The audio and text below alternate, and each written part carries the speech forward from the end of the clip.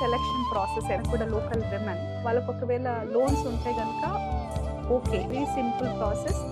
So మేము loan selection process ఎలా ఉంటుంది అని అడుగుతారు. నేను అన్నాను, చాలా మందికి పాన్ కార్డులు లేవు, కొందరికి బిజినెస్ రిజిస్ట్రేషన్ లేవు, మరి లోన్ ఎట్లా చేస్తారు అంటే మేము అక్కడికి వెళ్ళి మా ఫీల్డ్ అసిస్టెంట్ అంటారు, ఆమె కూడా లోకల్ విమెన్, అక్కడ వెళ్ళి వాళ్ళకి ఎడ్యుకేట్ చేస్తాం. ఏం ఎడ్యుకేట్ చేస్తాం?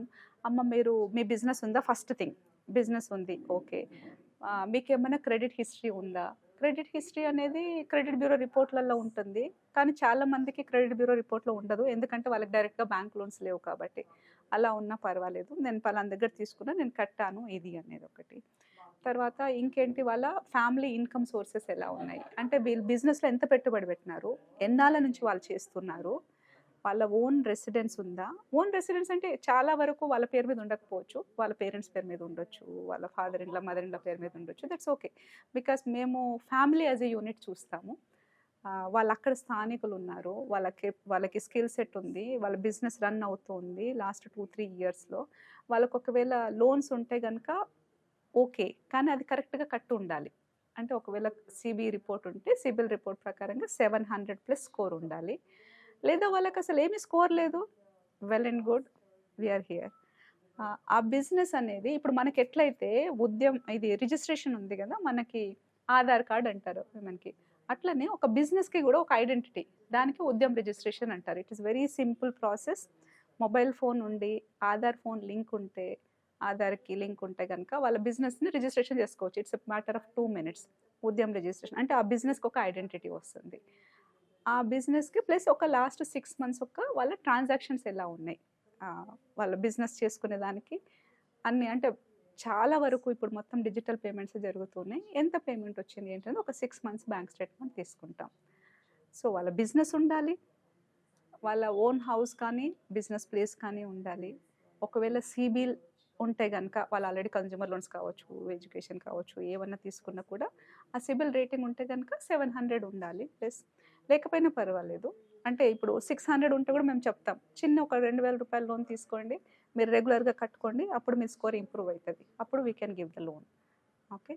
సో అంటే మా టీమే వెళ్ళి హెల్ప్ చేస్తారు వీళ్ళకి, ఈ ఉద్యమ్ రిజిస్ట్రేషన్ కావచ్చు, ఇవన్నీ ఎలా చేసుకోవాలి అనేది. ఆ అప్లికేషన్ అంతా కూడా ఫీల్డ్లో వెళ్ళి పిక్చర్ తీసుకుంటారు, వాళ్ళతో మాట్లాడి అప్లికేషన్ అంతా ఆన్లైన్లో బిల్డ్ చేస్తారు మా ఫీల్డ్ ఆఫీసర్. అడ్వాన్స్ మేనేజర్ అంటాం, క్రెడిట్ మేనేజర్. అది బ్యాంక్కి వెళ్ళినాక బ్యాంక్లో శాంక్షన్ అయి వచ్చిన తర్వాత ఒక లింక్ వస్తుంది, ఆ లింక్ వాళ్ళకి ఫోన్ నెంబర్కే పోతుంది, లేదంటే వాళ్ళ మెయిల్ ఐడికి. మొత్తం కూడా ట్రాన్స్పరెంట్ సిస్టమ్. ఆ లోన్ కూడా సైన్ అంటారు, అంటే Aadhaar based OTP based signing. వాళ్ళకి డాక్యుమెంట్ కూడా వెళ్ళిపోతుంది కస్టమర్కి ఫైనాన్షియల్ సర్వీసెస్ గురించి. ఇంకా జర్నీ ఈజ్ ఆన్, అంతే. ఇట్స్ వెరీ సింపుల్ అండి, చాలా చాలా సింప్లిఫైడ్ ప్రాసెసెస్ వీళ్ళకి, ఉమెన్ కోసం.